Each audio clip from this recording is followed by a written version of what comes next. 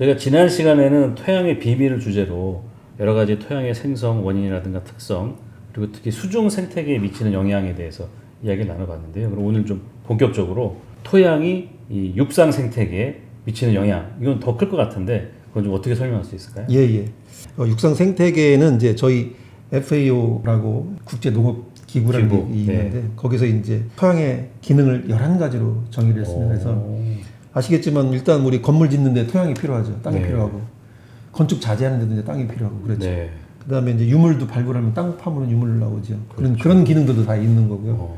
그다음에 비가 오면 빗물이 이제 땅속으로 들어가서 지하수가 되고 그리고 그런 와중에 이제 중금 속에 오염된 토양들이 정화를 또 시키기도 하고 그다음에 기후도 조절을 하고 탄소도 저장을 하고 식량 공급도 하고 그리고 이제 생물들 살아갈 수 있는 서식지 역할도 하고 그런 역할을 하는 11가지 기능으로 이제 구분을 지금 FAO는 하고 있고요.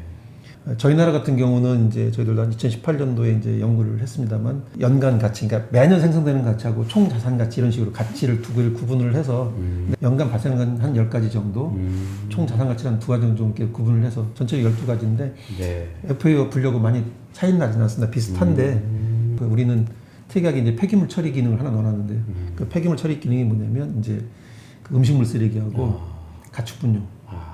원래 과거에는 저희들 이제 그 해양 투기를 했거든요. 다 바다에다 버렸는데 국제법으로 해양 투기를 못 하게 된 이유는 버릴 데가 없죠. 그렇죠. 그럼 농경지에 버려야 되는. 버린다기보다는 그렇지만 이제 그거를 이제 정제를 해서 비료처럼 만들어서 순환을 시키는 거죠. 그렇게 해서 이제 그래서 폐기물 처리 기능까지 해서 이제 10가지가 있고요. 그다음에 뭐 양분 저장이라든지 탄소 저장하는 이런 기능까지 포함해서 이렇게 하고 있는데. 그러니까 토양이 엄청난 기능을 하는 건데 제가 그 얼마 전에 넷플릭스에서 다큐멘터리를 본 게 있는데 그 토양 여러 가지 기능 중에서 탄소를 함유하는 기능만을 가지고 이렇게 1시간짜리 만들었던 게 있더라고요. 근데 우리나라 토양이 약간 조금 비료도 많이 쓰고 농약도 많이 쓰고 하면서 조금 품질이 나빠져서 탄소를 함유하는 그런 기능들이 저하된 거에 대한 문제점 이런 것들 얘기하고 하던데 그 앞으로 탄소 저감이 굉장히 계속 중요해지잖아요. 그리고 거기에서의 토양의 역할 이거는 실제로 이렇게 중요성이 큰 겁니까? 지난번 말씀드린 것처럼 우크라이나 토양에 그 유기물 토양이잖아요. 그 유기물들이 다 탄소란 말이죠. 그게 그 얘기군요. 유기물이 많다는 건 탄소를 많이 함유하고 있다 이렇게 볼 수 있는 거군요. 식물체들이 주로 이제 그 CHO로 구성이 되어 있으니까요. 그러니까 식물체가 땅을 들어가면 아주 엄청난 탄소가 저장이 될 수 있는 거죠. 다만 이제 이게 미생물에서 분해가 되기 때문에 그거를 그래서 저희들이 분해가 안 되는 뭐 바이오차라든가 이런 식으로 해서 저장하는 어떤 연구들도 하고 있고요.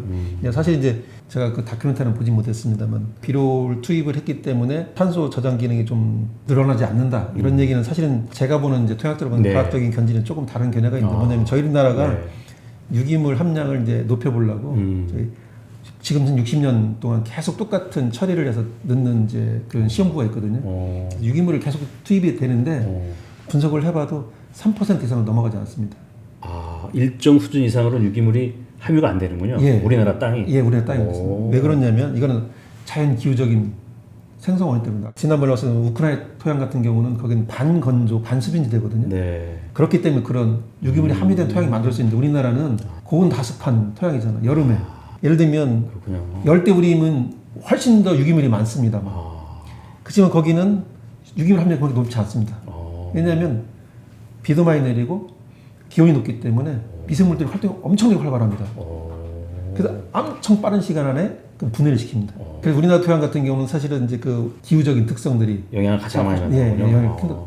그럼 말씀 나오신 김에 우리나라 토양은 전반적으로 어떤 특성을 좀 가지고 있는 땅인가요? 그 사람들이 어떤 나라에 들어가기 전에 젊은 사람이 토양 조사부터 먼저 하거든요. 그래서 일제시대도 제일 먼저 한 게 우리는 토양 조사를 먼저 했습니다. 수탈을 위해서. 미국도 그때 들어와서 토양 조사를 했고요. 그때 저희 나라 선배님들이 그 많이 배우신 게 이제 그 미국의 토양 분류고요. 토양 분류가 12가지 종류가 있는데요. 제일 큰 분류로. 근데 그 중에서 7가지 정도가 저희 나라 토양에 있고요. 그리고 제일 작은 분류.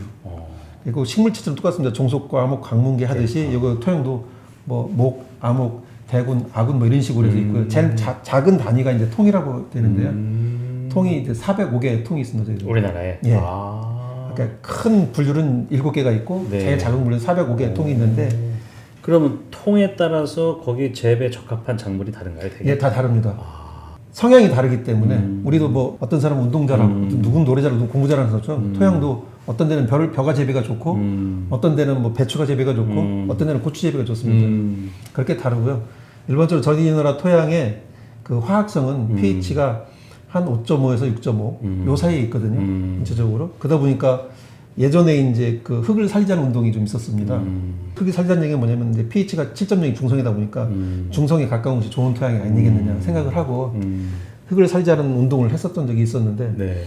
실제 이제 저희들이 그 농경지 토양이 아까 5.5에서 6.5라고 했는데 네. 산림 토양은 pH가 한 4.3까지 내려갑니다.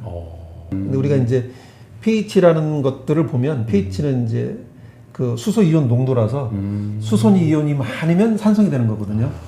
그러다 보니까 우리나라는 어떤 특성이 있냐면 여름철에 집중호우가 내리지 않습니까? 그래서 여름철에 집중호우가 내리는데 물이잖아요. 그 물은 원래 H2라고 그래서 가운데 산소가 있고 양쪽에 수소가 180도로 딱 이렇게 있어야 일반적으로 우리가 생각하는 거지만 실제는 그게 아니고 물은 104.5도를 이루고 있습니다. 그래서 산소도 전기 뛰고 수소도 전기 띱니다. 이 얘기가 뭐냐면 정기적인 것들 만나면 정기적인 작용을 한다는 뜻이거든요. 아까 그 토양 침식으로 해서 제일 멀리까지 가는 게 점토하고 유기를 말씀드렸는데 이게 점토라는 것이 굉장히 미세해서 이게 전기를 띱니다. 이것들이 그 양분들을 붙잡고 있는 거거든요. 이제 이 대부분의 양분들이 이제 물론 질소 같은 경우는 이제 음이온 성분이지만 그 다음에 칼륨이라든가 뭐 나트륨이라든가 마그네슘 이런 것들 양이온 성분들이거든요. 이게 붙어 있는데 수소가 들어와서 많으니까 물이 집중호우 되니까 물이 들어와서 떼어내고 자기가 붙습니다. 그러다 보니까 수소이온 농도가 많아지는 거죠. 토양 안에. 그래서 산림 토양의 pH가 4.3까지 내려가는 건 아주 자연스러운 겁니다. 근데 그걸 잘 모르시는 분들이 pH가 4.3까지 내려갔으면 저거는 정말 죽은 거야. 저걸 살려야 돼. 이렇게 생각하셔서 그렇군요. 그런 운동을 하신 거지. 사실은 원래 기후학적으로 자연적으로 그렇게 생성될 수밖에 없는 그런 특성이 있는 겁니다. 오히려 저희들이 그렇군요. 비료를 주기 때문에 오히려 더 올라간 겁니다. 아, 그렇게 이해하셔야 될 것 같습니다. 알겠습니다. 그 이제 궁금한 게 그러면 내가 사는 지역 또는 내가 어떤 텃밭을 가꾸는 지역 여기에 이제 땅의 특성을 알면은 거기에 해당하는 작물을 심을 수가 있잖아요. 네. 그거를 확인할 수 있는 방법이 있나요? 그럼요. 뭐 내비게이션 하실 지도가 있듯이 토양도 지도가 있습니다. 어디 들어가면 거 확인할 수 있나요? 그게 이제 저희들이 그 전산화된 정보 시스템을 네. 흑토람이라고 그러고요. 그 흑토람에 가면 농어민이든 국민이든 또는 정책하시는 분들이 필요할 수 있는 정보를 다 모아놨는데요. 예를 들면 요즘 공익직불제를 해서 농어민들이 직불금을 받아야 되는데 그렇죠. 그 직불금을 하기 위해서는 기본적으로 해야 될 필수적인 일들이 있거든요. 네. 필수적인 것들 중에 하나가 뭐냐면 그 비료 사용 처방서를 발급을 받아야 됩니다. 비료 사용 처방서. 예, 그래서 내 땅에 지금 비료 성분이 얼마나 있으니 적으면 많이 주시오, 많으면 적게 주시오. 이런 이제 그런 가이드라인이 될 수 있는 그런 처방서가 있는데 그 처방서를 발급을 받아야 됩니다. 그 발급할 수 있는 곳이 흑토람입니다. 그리고 이제 GAP라고 해서 우수 농산물 인증제, 친환경 인증 농산물이 있는데요. 그 인증 하시는 분들도 그 발급을 받아야만 거기에 있는 대로 비료를 줘야만 우수 농산물로서 인증을 받을 수가 있습니다. 그렇군요. 그런 기능들도 있고요. 그다음에 아까 말씀드린 것처럼 내 땅에 어떤 작물 재배하는 게 적합할까? 최고 적합한 것부터 정말 적합하지 않은 것까지 딱 정보가 다 나와 있고요. 그렇군요. 예, 그리고 물을 줘야 되잖아요. 네. 뭐 작물이니까 물을 줘야 되는데 언제는 얼마큼 주시오 하는 그런 것들까지 나와 있습니다. 그렇군요. 예. 뭐 그 외에도 많은 정보들이 있습니다. 뭐 정책하시는 분들이 활용할 수 있는 정보들도 있고요. 예. 알겠습니다. 오늘 우리 허 박사님 말씀 들으니까 이 토양의 성질에 대해서 잘 공부를 했지만 그 내가 가진 또 내가 관리하는 토양에 대한 정보를 어떻게 얻을 수 있는지에 대해서도 좋은 정보를 얻은 것 같습니다. 예, 오늘 말씀 감사드립니다. 예, 감사합니다.